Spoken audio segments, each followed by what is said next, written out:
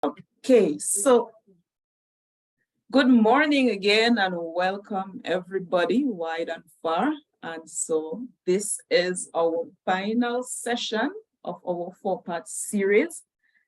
And so I want to thank all of you who have, blazed the trail, stay on with us to listen to all the information that we have to share and also get some of your experiences, some of your suggestions and feedback there. And so today we have an interesting area that we will be presenting on, and we definitely will be looking for some interaction and some feedback and inputs from you. And so for those of you who may have missed our sessions and not too sure or may have forgotten what this forum is about, it is a knowledge to action platform. And what we seek to do, our key objectives are we want to raise awareness and to share knowledge as it relates to climate smart agricultural practices and options for the Caribbean region. And as I mentioned, this forum spans from all the way to Belize, Bahamas, we have the ECS, we have Trinidad, Guyana, Suriname, Barbados. And so off and on, we do have Haiti participating with us. And so we want to use that platform to build a community of interested persons like yourselves. And so that to help us now promote a coordinated and collaborative approach among our stakeholders and our partners. And very key for us, even if it's last there at number 4, is that while we want to share the information, while we want to talk to you, while we want to listen to all what you have to say and so that we can get a better understanding of what is going on and what needs to be done in the region to, strengthen our agriculture sector, we want to now translate that information, translate that knowledge to action on the ground to contribute to strengthening our policies, our farming practices, our trainings. And so this is what the forum is about. And so thank you for joining us today. And I will pass on to you, to Shalini, who will speak a bit more about the project for which this 4-part series is being delivered under. All right, good morning, everyone. Thank you for joining. And as Nikhil mentioned, this is our final session of the project's 4-part series. Thank you very much for engaging with us for the prior series. And if this is your first time, we welcome you. And before we introduce our very interesting presenter, just a little bit of the background, we would have taken a look at the first series, the first session would have been taking a look at the project and the justification for the webinar, the importance of the project, the importance of climate change and ag, so that would have set the stage. And then we would have gone on to look at some of the greenhouse gas training that we would have done and some of the work that the project would have done with IICA in terms of creating a regional framework for data collection, the capacity building that would have happened to build capacity in the participating countries, and then hopefully it will span out from there. And then the third session, we would have looked at technology. We would have taken a look at trade-off and multi-dimensional analysis. We would have taken a look at barrier analysis from a market and value chain perspective. So this project would have seen a lot of work. We would have gotten a lot of collaboration from the participating countries and the consultants as well, doing a lot of work, not just nationally, but regionally as well, to form that baseline, to create that springboard for hopefully further funding to improve the Caribbean sector in ag and climate change. So as we wrap up the webinar series, it's really fitting that our presenter, Dr. Chaney St, who is international water and soil specialist, is going to sort of kind of give us a wrap up and then let us know what are some of the results and the lessons learned going forward. So sit back, don't relax too much because we do want your feedback at the end. So over to you, Chaney. Yeah, thank you. Thank you very much, Shalini. And colleagues, thank you for showing up and being there. That's definitely one part of the action. And hopefully that could be translated into further action where it's much needed right now. So colleagues, what I thought for this particular presentation is that perhaps we could have a conversation, and feel free to come in there and also in the chat, because this particular presentation will be more on the so what. The so what meaning that we would have presented you with some of the information there. You are familiar with some of the issues there. We really want to spend at least equal time on not just the problem or the problematic, etc., which is known, but where do we go from here? What are the concrete suggestions here? So this is what it's really about, that culminating thing here, and perhaps how could we springboard from there, both individual action and collective action in terms of the institution and any other organization going forward. And so as we go through these slides, I wanted to, again, make it more conversational, but reviewing some of the things that we would have visited here, and perhaps that needs to be contextualized or in the mind while we go through there and we decide together how we go forward here. The first thing I wanted to share is that essentially the argument that we would have shared is that there's a particular stress, and we identify not only climate stress, but the major point is that the agricultural sector may be at that breaking point. And whether it is climate stress, in this particular aspect, we are focusing on that. But the issue is how much more can the agriculture sector cope?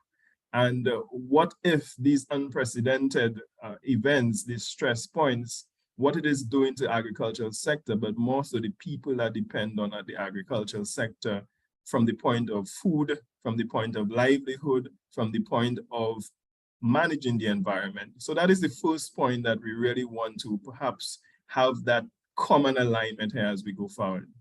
So, and this is essentially what we are saying. We are essentially saying that we are not debating whether climate has always been an issue there, or even the issue of climate change.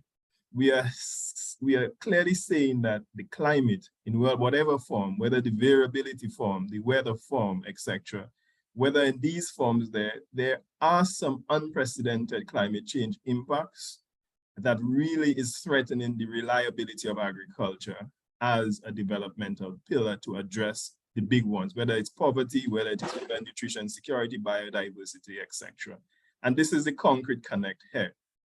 And so essentially for the first thing, if you click again, Nicolia, I wanted to map these webinars to the three simple message that I would have provided in some of the previous webinars, which is one, the first webinar asks us basically to take note.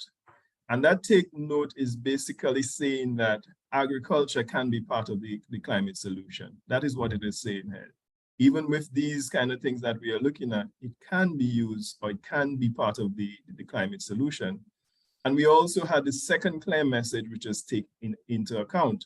And this is where the webinars on the National Agriculture Green Gap, the GHG emissions, and also the issue of technology adaptation with markets and trade-off analysis, all of these things say, hey, let's take account that, hey, for us to make that connect, for us to get these climate resources, the finances that are needed, these are the things that we have to do. We have to look at and present the evidence that agriculture can be part of the solution, and we have to build our capacity to be able to present that climate rationale and also present that technology. So what do we do? So we are taking into account that this is what we have to do. This is how we are going to connect. There is a whole set of funds available outside. The agriculture has not been a part of it. And how are we going to do that? We are simply saying that let's get agriculture at the table, seated there, and let agriculture come, not just by the talking, but by clear evidence, by clear vision as to what they're going to do. And therefore, that substantiates the need for investment into the sector here. So I wanted to at least pause and ensure that we are very clear as to these points here. Further to that, when we would have taken note, we would have taken account, this is where we build in our evidence, then we are taking action now. And that is very, very important here. So it moves from just the talking and the observational studies and whatever thing is that. What is the strategic action that we are going to take? Not that we think that one project will solve everything in agriculture, but because of the analysis and the taking into account, we are now very clear as to perhaps what is the entry point that will give the greatest spillover effects or the greatest direct and spillover effects to ensure that that change comes in and build programs around that here. And in that note, we wanted to present you, and this is what this particular webinar is about. What are the possibilities for the future in agriculture as it relates to climate change?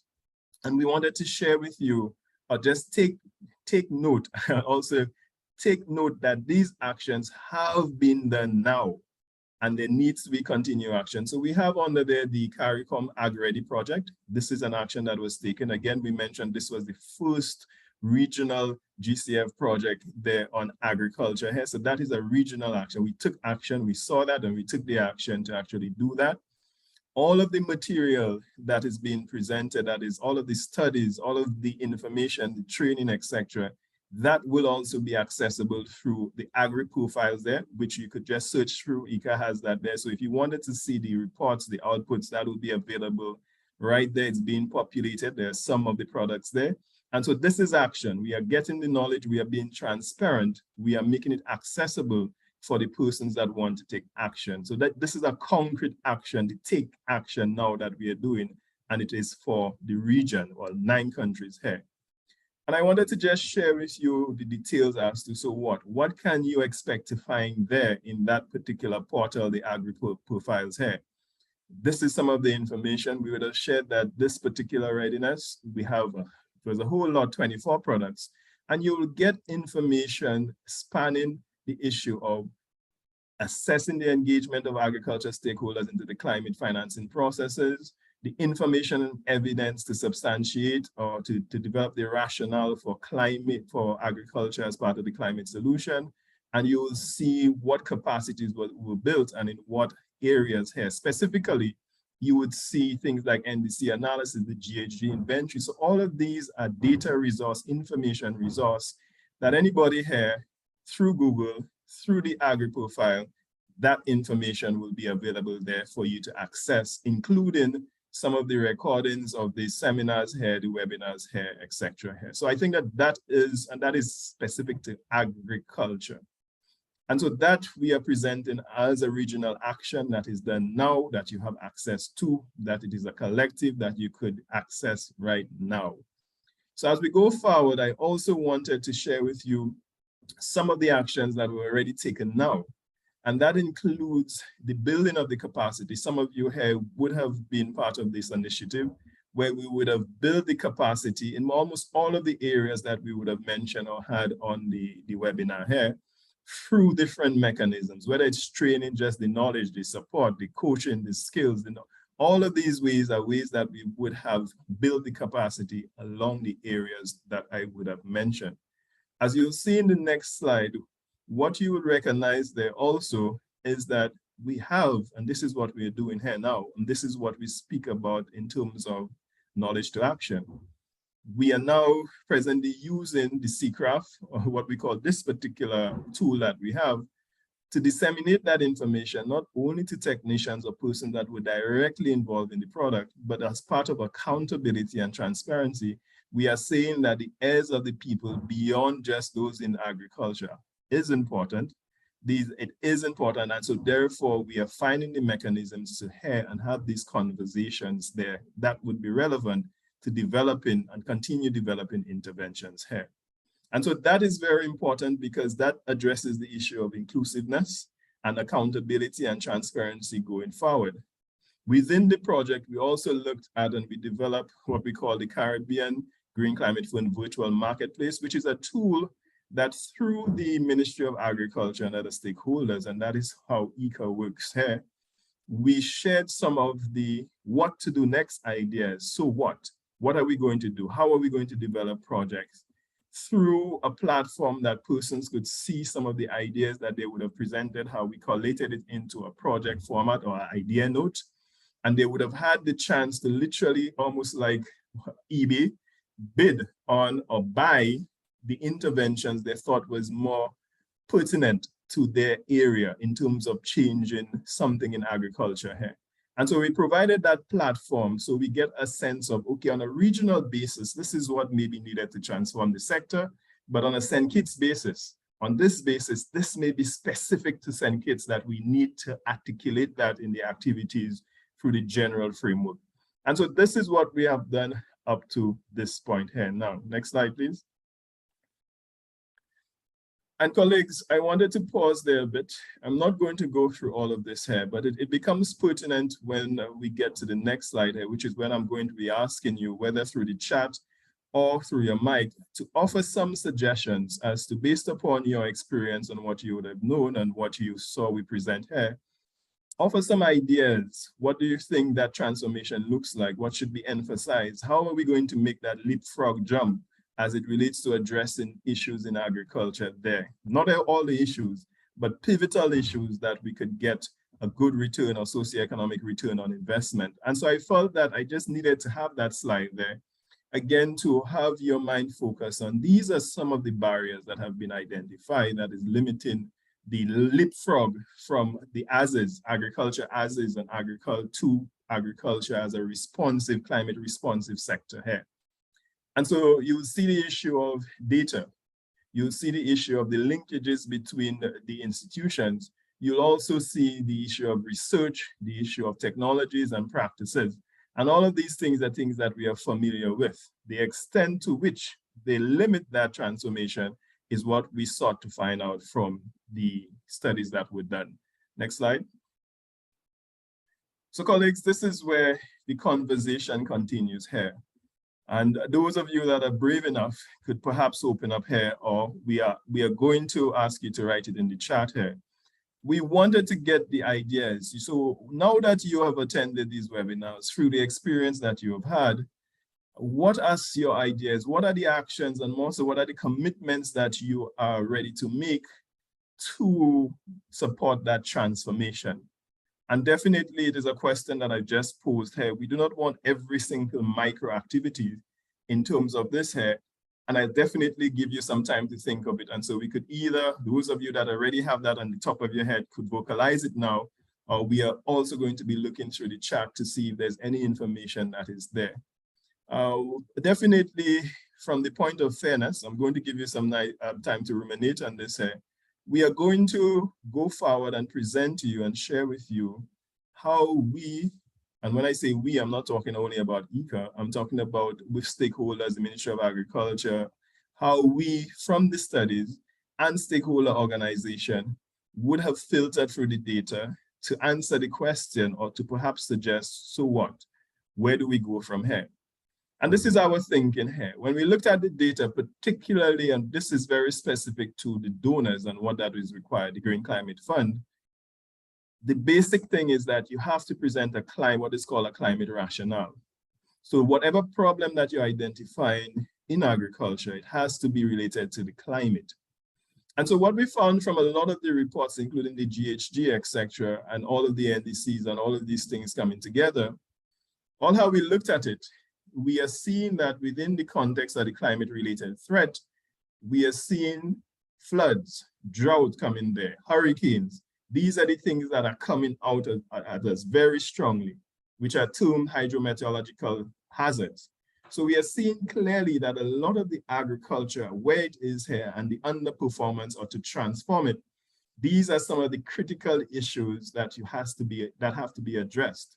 But more so, we are seeing that when we looked at, okay, these are the issues, how many farmers are exposed to that? That is when it gets mind-boggling, when we are seeing so many farmers that have been affected by that, and the acreage there, we definitely cannot address that in one project. But it is definite for us that many persons across the regions are affected by water-related issues and soil-related issues. Amidst that, the issue of the low productivity, the inadequate policy, all of these things are there.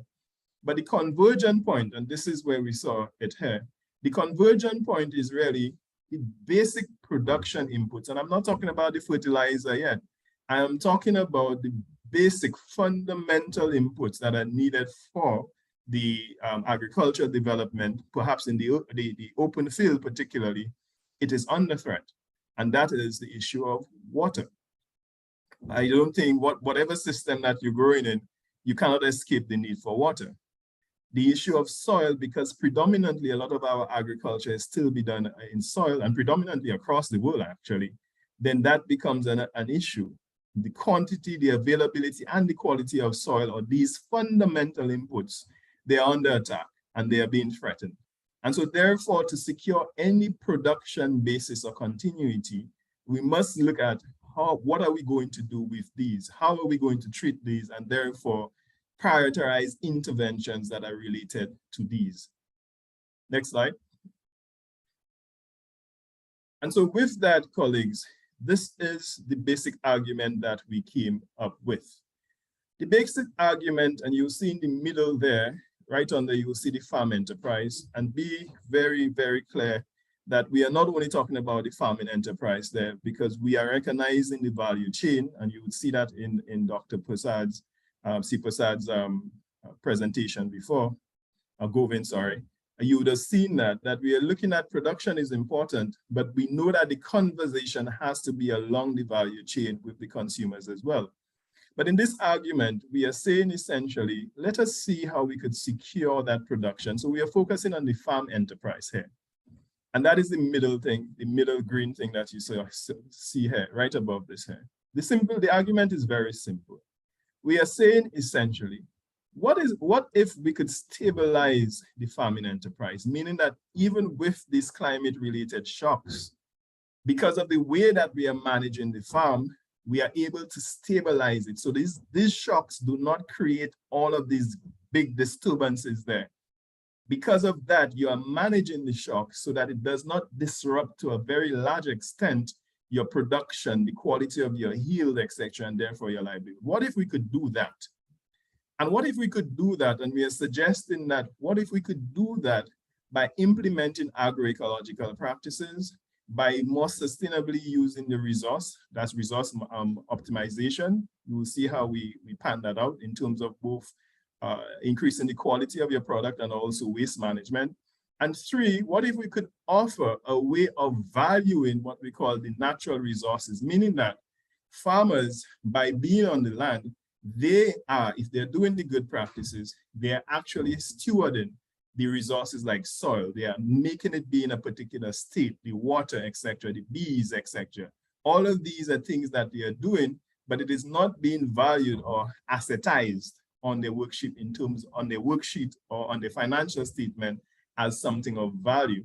And so we are making this argument that let us try to stabilize the farm enterprise against these climate shocks by implementing these thematic areas. And if we are able to do that, what that means is that because they are now able to manage that and there's a consistency, then you build, this is the premise of building equity. And this consistency in itself becomes something of value that could be marketed, meaning that even to the bank, when you're looking at loans, if you're able to show that you have a fairly stable and predictive farm enterprise, then it is a better basis for investment. And so that becomes a capital by selling your farm as one that can manage these shocks and don't have these huge disruptions when these kind of shocks happen, or you limit it. And to do that, we are saying that if we are able to achieve that kind of stability, then that translates into a leverage of relationships for business continuity, whether it is to access financial resources, whether it is to access markets and relationships, or further investment opportunities, for example, like waste to input business models. And definitely all of that will develop a brand reputation that could be linked to low carbon emission that could be marketed here. So that is the hugeness or the macro aspect of the ideas that we are coming with. Next slide, please. And to delve a little deeper into it, this is what we are saying. The idea is de-risking investment in agriculture through implemented stabilizing the farm enterprises, and along that, all of the, the value chain, or all of the other actors along the value chain. And so for the agroecological approach, we are specifically looking at what agroecological approaches can we implement that focuses on improving the water quality, accessibility, and soil as well, and manage that water and soil better, as being informed by climate information, early warning systems here. So that is what we are looking at there. And we are arguing that if we are able to use these things, we will be able to somewhat stabilize the farming enterprise or the production and productivity. Next slide. We are also saying that no system will produce zero waste. And no matter how perfect you get, you could only limit, not eliminate. And so therefore, we are presenting a model that you will have that waste from that point, but what do you do with the waste? And so this is where we are looking at food loss management, whether it is for post-harvest, better post-harvest practices, climate smart post-harvest practices, and even the waste that we have, that how do we use that and repurpose it for agricultural inputs and for even investment into subsidiaries or complementing businesses on the farm here. And so that is what that particular intervention, thematic intervention is about. Next slide, please. And we spoke about this here. How could we use the natural capital? I'm glad to know that even in the Caribbean, particularly in Trinidad, that conversation has started. Some of our partners, the Copper Foundation, would have been doing that with some of the businesses, looking at this simple thing that bees, pollen, if you are able to, by your practices, have more of these pollinators there, come into your farm, they're providing a service of fertilization, etc. That in itself is a credit. And how can that be monetized or assetized so that it increases the value of your land or your production system? And this is some of the information. We are saying that once we have done this, then it means that we cannot just be speaking to the farmers, but we have to agitate the funding agencies, whether it's the banks, the credit unions, etc., or the grant, the donors. We have to agitate them to accept some of these things as a value proposition so that when the farmers or the processors come, that enabling environment is already right for discussion or acceptance. You don't have to be in a position where you have to try to legitimize why the idea is good, and that I know is very frustrating and is existing right now. Next slide. And so this is what we are looking at. These are some of the investment opportunities that we are seeing to get the private sector involved if we are able to do all of these things here. If we are able to present that kind of a business model, if we are able to present the fact that the farm enterprise is more stable against certain climatic shocks, and if we are able to have these conversations, we are saying that the private sector, from the point of natural capitalization and natural capital, could actually come into that, and the enterprise, farming or investment in agriculture could be looked at more convincing. And colleagues, just before we end, essentially what we are presenting here is these 5 value propositions here, where throughout it, what we're hoping to achieve is to rekindle that community pride and trust. That is very important, though intangible sometimes, very, very important. And we really want to strengthen the economics and sustainable opportunities there. And we definitely want to have the inclusion, particularly an emphasis on women or very key groups, their role in agriculture, being recognized, being tapped into for that transformation, obviously for food products that is healthier, and obviously with a component where we could keep on reducing the amount of carbon in the atmosphere so that we have less negative impact or contribution to the climate change phenomenon. So colleagues, in conclusion, what I wanted to share with you and to take it home, and I have it there in points here, the essential argument here is very clear. Agriculture in many ways is really the foundation for securing food, nutrition, and livelihoods here. But that particular way of life, that culture in the agriculture here, that it is being threatened by these impacts, very unprecedented. And so therefore it is questioning whether agriculture would be there and how agriculture could continue supporting to the development of the society itself, which therefore says that we need that urgent strategical regional action to build that resilience in the agricultural sector. What we are hoping to do and what we have done through that readiness program, sharing that information with you, is to develop 2 concept notes for consideration for funding here, well, for development into a full proposal that we are hoping would come through so that we could continue acting now. And this is where, instead of saying thank you for this one, I wanted to change it a bit and really emphasize, this is the advocacy part here, that let's take action now. And so, colleagues, believe it or not, this is the end of my formal presentation.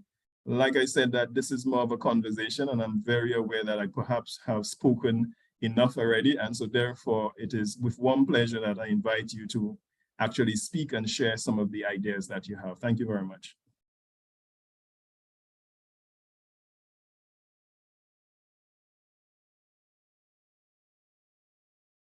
You on mute, Shalini or Nikita? Yep, thank you, Chaney. Okay, so thank you again, colleagues, and thank you very much, Chaney, for that very succinct and clear presentation. Colleagues, you would have heard a little bit of the work that the CARICOM Ag-Ready project would have been doing, which was led by IICA, Chaney being a key party, along with Kelly Witkowski, who I don't think she could be here today. And also you would have seen some of the work that has to be done and some of the work that we're currently doing to get us to that point. So please feel free to open up your mics right now. This session is a little bit different in that it's not just a one-way transmissional webinar. It's definitely important that we hear your feedback and we receive your feedback so that we can then integrate this into the concept notes that Chaney had mentioned, which will go forth for further funding from the Green Climate Fund. So please, it's imperative that you speak on behalf of your country and your experience. I'm going to try and pronounce this, Lench. Thank you, Chaney. Let me commend you on this very insightful and informative presentation. Just a comment, sorry, my name is Lynch Favre. I'm the Senior Technical Specialist for Agriculture at the IICA Commission. I was pleased to hear you linking, making mention of the fact that the very basic availability of inputs at the farm level, including water, is what that is on the thread. And I also was quite happy for you to make the link to the value chain, whatever it may be in terms of whatever commodity it may be, because that is the fundamental issue that we have. I think that there is a disconnect between the increasing cost of production due to climate change, with the increasing inputs, transportation, etc., and the basic ability of the market to pay in the region, and that is the fundamental reason why there's a lot of attrition in the farming community regionally. And so I think the work has to be done, and it's timely. We need to have an honest and open conversation along each of the important commodity value chains, and then to have a discussion as to what is the true cost and a fair remuneration to the farmer or to the agro-entrepreneur. That's just my opinion. Thank you. Yeah, Lynch, man, good to see you, man, Lynch, and continue the good work at the OECS, man. Definitely, there's nothing that you said there that I disagree with, particularly the very pointed question, whether the market could pay for these shocks that are happening lower down the value chain. That is a critical point. We have done some work on that, and we have built that argument into the second concept note that focuses on the market. But we definitely would want, in some of the prep work, if we go further than the concept note, we definitely would have to do that analysis in preparation of the full proposal. And so therefore, we would welcome your ideas here. And colleagues, just to note there, we have used a very involved approach to do this, what we are doing here. Even at the concept note, the several stakeholder evaluations at different levels, etc. And I just want to assure you that if you have not been included and you were not involved as yet, there's still a whole stage to go, where if that translates into the development of a full proposal, we would have to come back in greater detail to engage the stakeholders there and to solicit some of the ideas for consideration and incorporation into the full proposal. Thanks. Back to you, Shalini. Thank you, Chaney. Yes, and then Rainier. Yes.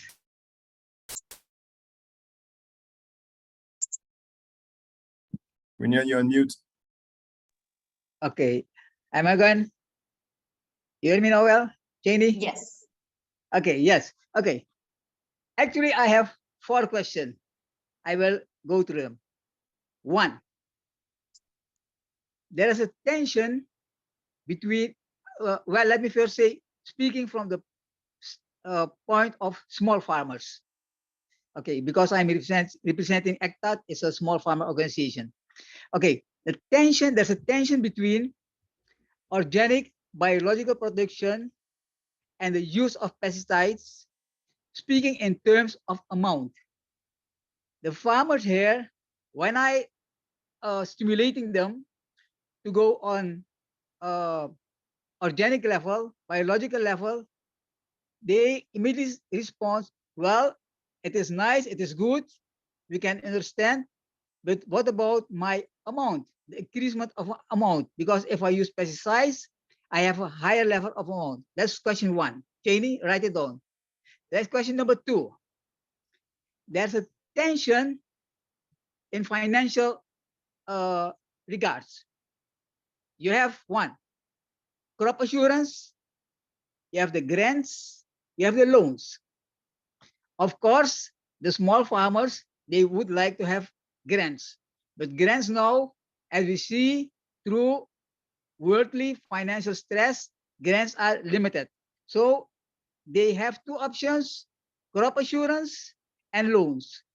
Crop assurance is a problem, speaking from Suriname, because there's no crop assurance here. The agents of the crop assurance institutions, they tell me it is 1, too risky, and there's not a great amount of small farmers. So then the next option left for the small farmers is a point of loans. Loans is also a problem for the small farmers because they say, I am a small farmer. How can I take the loan? It's a big risk for me. If I have bad weather influence, for example, I am gone. I cannot pay my loan. Chaney, third question. Yes, how it comes that the use of technology is a problem. Let me speak from Suriname. I know Suriname. The use of technology is a problem in Suriname. I'm trying to analyze that, why it is a problem. What I know that when I speak to my farmers, they say to me, when I ask them, what can I do for you guys?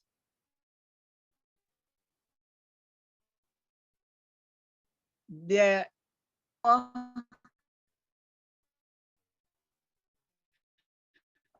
organization A, B, C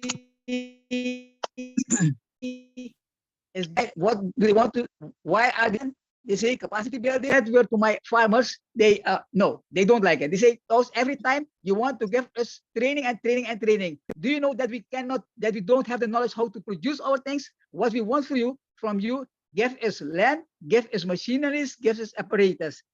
Chaney, number 4 question. Choosing of the crop. I was yesterday I was on the field and I met some farmers. They gave me, to their opinion, they gave me the latest information. Those, do you know what is going on? I said, tell me. Well, they say the big guys, they have or they take large pieces of land and they are going to plant fruit trees, citrus and so on. And I say, what is wrong with that? Well, they say to me, what wrong is it that they are smart guys, because we small farmers, we keep sticking in the cash crops and the federal crops, and that is a risky business. And these big guys, they are going to plant the fruit trees that is sustainable and that gives them more security and income. That's it. Thank you. Yeah, yeah, thank you for that, man. You almost took me back to the classroom setting where I am in a position where I have to now defend or ask for some answer some question. Nonetheless, Rainier, before I delve into them, I did take notes, like you said, and I did use technology to take notes here, right? So I wanted to first say that here before I go into the details here, and please appreciate it, Rainier, here. It is not that I am downplaying any of what you said there, but I want to bring a reality there that often, and that critique is an autocritique for myself as well, that often we as technicians, and this is the situation that we face, we as the technicians, we are so good at what we do and we are so passionate about what we do that sometimes to articulate that on a macro level, where that level of technicality is not very important at that particular time in terms of developing broad-scope interventions, macro interventions, it's often, sometimes we technicians would debate whether a needle is this long or this long, even if it is different by 0.0011 centimeters, etc. I wanted to put this here because, colleagues, what I'm asking here, before I go into Rainier's question, is that no doubt all of what Rainier would have mentioned here, these are very technical and very, very pertinent issues. The idea here is how do you design that? How do you package that as a huge or a more macro thinking, a more change, a theory of change transformation that is relatable and that is an argument that can be appreciated even by persons that are not in agriculture.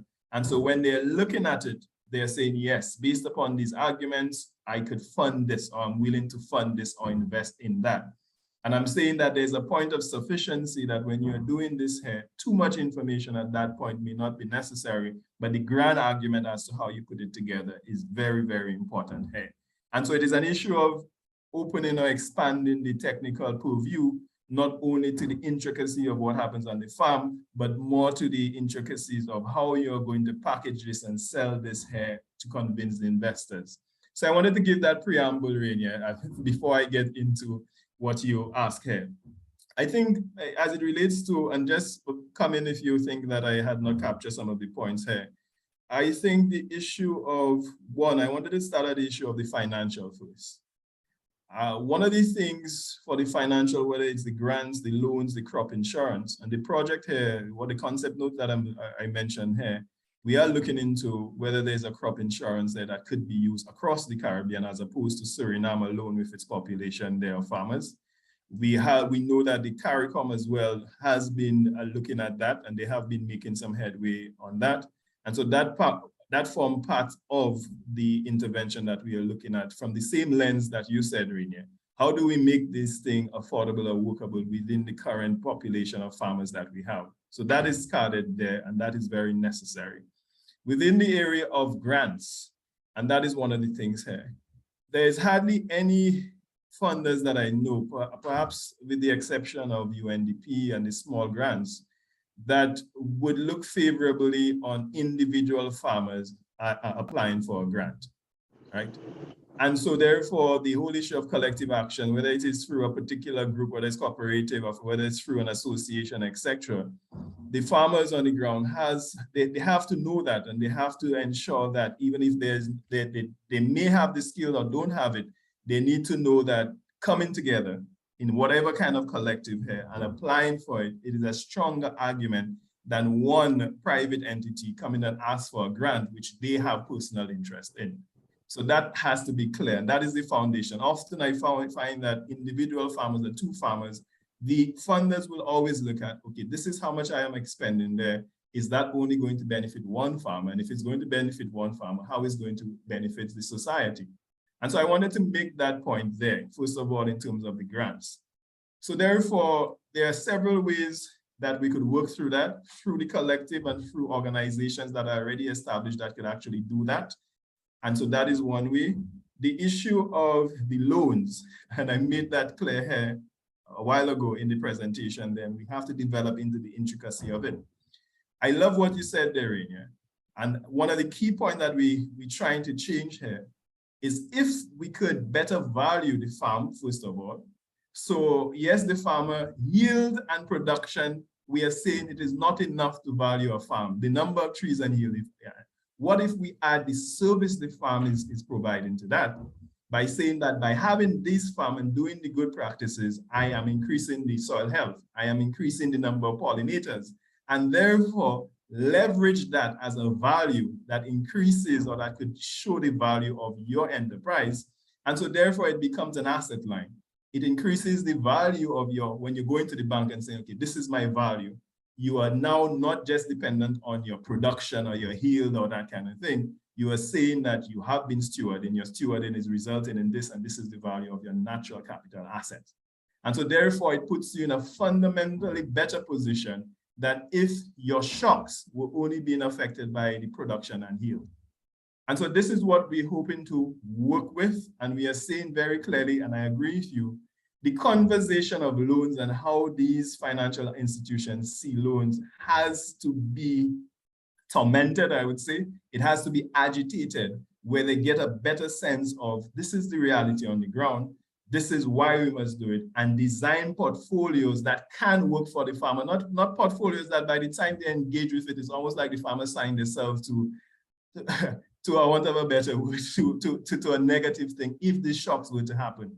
And so that is what we are going to work on, Rainier. The issue of biological and organic agriculture that you also mentioned, and that tension, we do recognize that there's still a lot of work to be done in terms of understanding that, but more so translating it into a business model under the Caribbean context.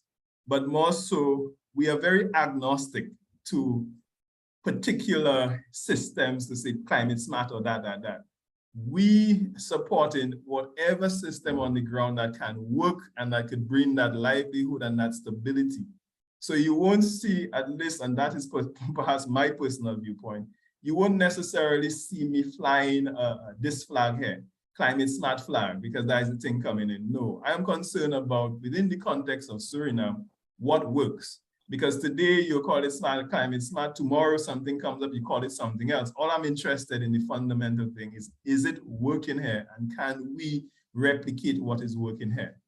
And so I wanted to give that sense here. I don't know, the issue of the fruit trees, etc., that you mentioned, and the lower risk of production, that for me is a very smart choice. I'll tell you this, it is a very smart choice, but again, it is dependent on the circumstance and the land that you have available to you. But it does go along the principle of how could you spread out your risk? How could you have that kind of stability looking at your input versus output that you're looking at and the shocks towards that stability that you're looking at? So I don't know if I would have covered everything that you would have mentioned. The issue of technology remains a very important issue, not from just the point of whether they could use it.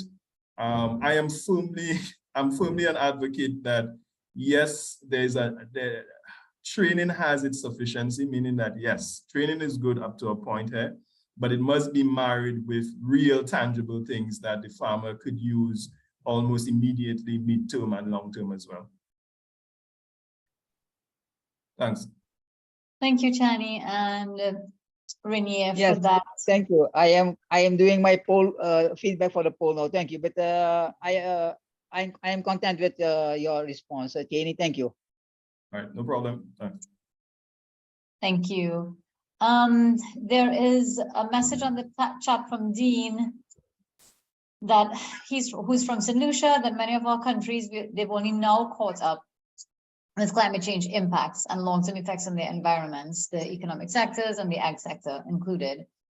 So although they're still very much focused on the disaster risk reduction and that disaster response, that leapfrog effect that you mentioned must see them in getting ahead with climate action, putting their system in a position to withstand whatever climate changes may bring, while mitigating against further environmental degradation. So Dean is saying that they do have an appreciation of what scarce or depleted resources can do to production from experience, But the issue is that the pathways to climate smart or climate resilient ag needs to be clearly defined on a case-by-case basis.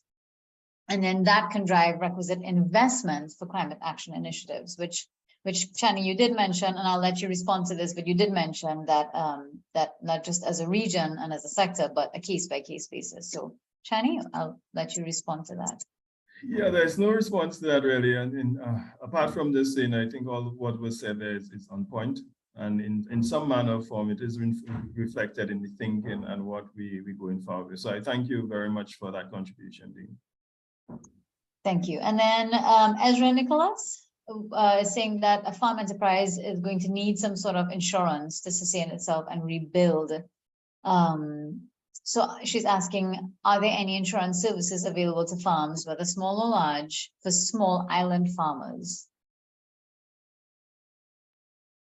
Yeah, so there were some systems there. To be honest, I don't know if they're still working. I know, like I said, I know on a huge basis, the CARICOM is something that is a priority for CARICOM here. I know for the banana, at one point in time, there was a crop insurance for the banana. And so if any colleagues know of any existing ones here, please share that in the chat there. But it is something that we could go back on or perhaps check some of the studies that were done to actually find that out. I'm not aware of anyone now for smallholder farmers, which I mean less than 2.5 acres farm. Thank you. And there are a couple questions asking for grant funding, and I saw someone sent a couple links. I think Ms. Green here sent us a couple links on the chat. So please feel free to check out that link on the chat. And then Ms. Green, you can go right ahead. Thank you so much. I just want to say this has been an excellent series for me. I've learned a lot, things that I have only heard about a little bit in the news in some instances, with the reporting on the major summits around climate change and such. So this is really helpful. I'm not a big farmer. I have half an acre that I'm attempting to transform through permaculture principles, but I do study agriculture informally, and I have my permaculture design certificate, and I'm very, very keenly interested in whatever ways I can get involved in some of the thinking and strategizing going forward. One point that I'd like to just add and ask about is in the permaculture sector, in the permaculture principles, we talk about energy sectors like sun, water, wind. We talk about threats like fire. And one of the sectors we talk about as a factor that often gets lost in thinking about agricultural production is the people sector, and people can be a threat. Chaney, one of the things that you said was, you know, the climate change and the sort of level of stress that agriculture is at in the Caribbean right now is pretty much at breaking point. But the lesser discussed factor that I think is also a massive threat, has been a massive threat, is the devaluation of farming and the influence of digital culture and smartphone culture and screen culture on younger generations that tells them they don't need to do agriculture anymore. They don't need to do farming. They shouldn't do farming. And I wonder if there could be an opportunity within the projects you're going forward with for a real high priority on intergenerational, you know, recentering and revaluing of agriculture, perhaps from a perspective that allows digital cultures and digital economies to get deeply integrated, where a data-driven agricultural approach could mobilize the smartphone thinking younger generation to learn from the older generation that has been practicing scientific principles that have been devalued for so many years. This is just a raw idea, but I think that it's also important to raise up. No, thank you for that. Much appreciated. I would admit, and for me, you have clearly concretize something here that I don't think that I would have expressed it like that before, which is the intergenerational thing here. For me, that for me is a concrete idea. While we do have the issue of youth involvement, etc., at least from what I'm hearing from you, is a specific crafting of almost like ancients and youth talking and having that space of interchange, which I think is very important. We did have, and we did have youth engagement there, but not from the lens that you just spoke of, the very specific lens. And so therefore, I do think that thinking it over through these kind of lenses would be important, and we definitely would look forward to do that during the development of the full proposal, and perhaps even articulate that now in the concept note that we have as a concept, the overriding concept of having that intergenerational exchange there, and also how the digital aspect. We do have the digital, but that intergenerational thing here, setting up activities specific to that, to ensure that these spaces, these activities are executed, we did not have. So thank you very much for that.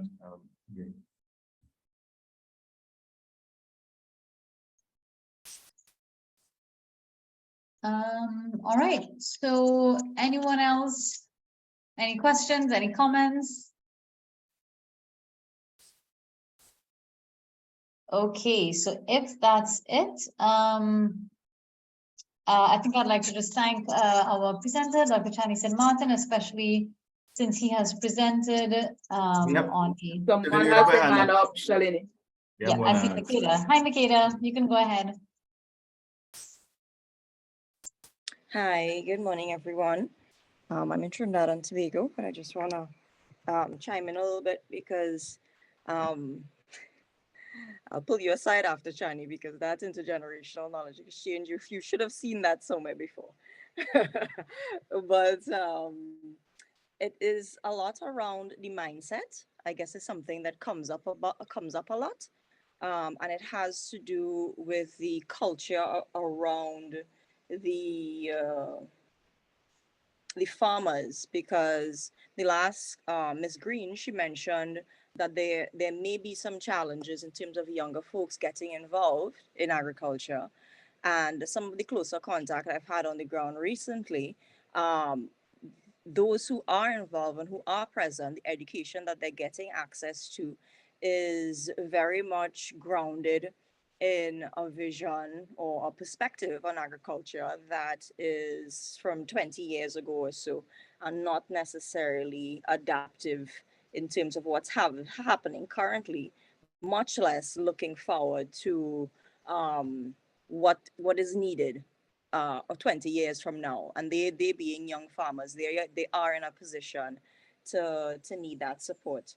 So I guess something along the lines of, I know IICA had a project with model farms, but I don't know to what extent these model farms were based around agroecological practices. And very often these are the spaces that can act as beacons to sort of stimulate that culture of belief that the agroecological practices are in fact sustainable and are aligned with livelihoods that are grounded in a model that works. So a lot of it is about seeing and having that contact. So I guess my reflection and my suggestion would be around looking at spaces that are grounded in that articulation between the technology, the traditional and indigenous knowledge, and also in alignment with experimentation and innovation, a culture of experimentation and innovation around what's happening in the farming. Because I think though what's happening around the inputs are some of the challenges about high levels of importation of inputs, is because there's not a stimulation to create, there's not a stimulation to experiment. So there's a lot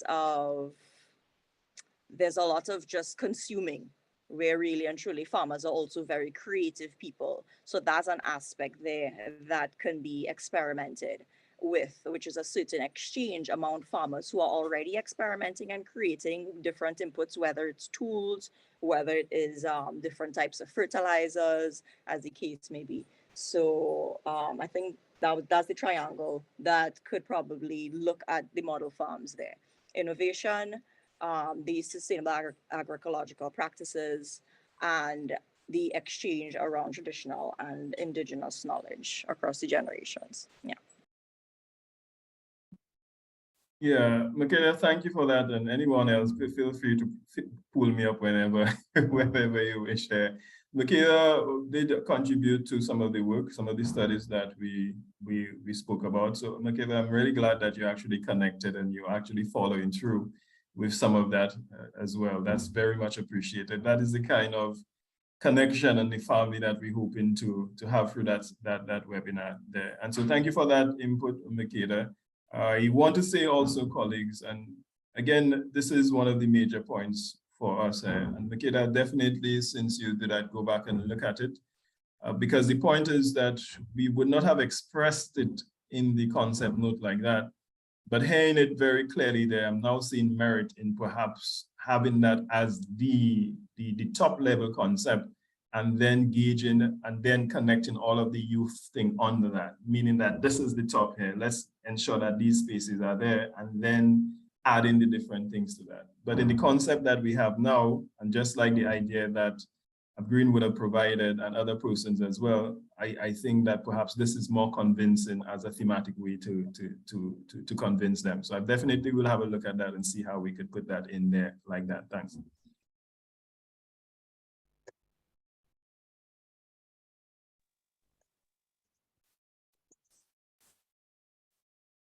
Thank you. I think I lost. Can you hear me, Chaney? Yes, I'm hearing you clearly, Shelley. Oh, good. Okay, I think I lost for a second. All right, thank you. Oh, I hope I'm still on. Thank you, Michaela, for that. Any other last comments, questions? I see we have a comment here that the challenge with the younger generation entering ag as a career is the declining price farmers are getting for their products. And also there are a couple contacts that are posted on the chat. So please ensure that you take these down, take a screenshot or write them down before we close the session. And the present. Oh, sorry.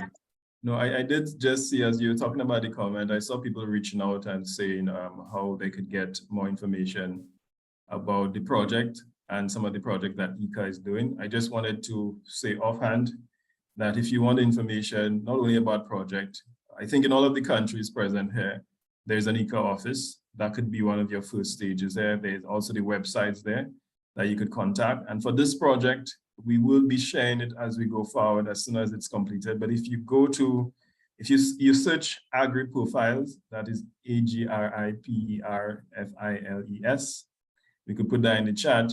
You will start to see some of the products there already populated there that you could access immediately. So again, first point, you could go to the offices, the IICA offices in your respective countries there. Thanks. Over to you, Shalini. Thank you, Chaney. And what we can do is I can also send you that link for the project's profile on Agri Profiles, and as Chaney said, the local IICA office. So I think if that's it, I want to thank you very much on behalf of the project for your time and for sticking with us through.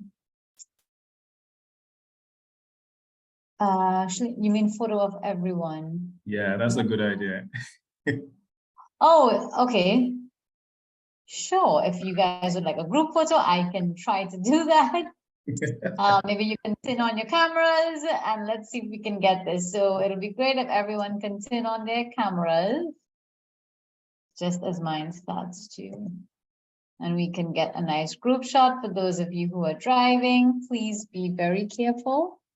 Michaela, maybe you can also help with the screenshot in case. Yeah, no problem, Shalini. I don't get it, but I'm gonna try and take one anyway. All right, big smiles, everybody. Let's get the other page. I have a couple pages to go.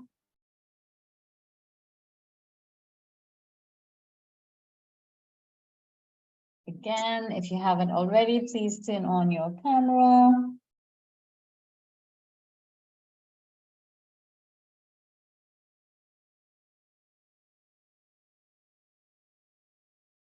All right. Okay, so I think I got it. Great to see everyone's faces.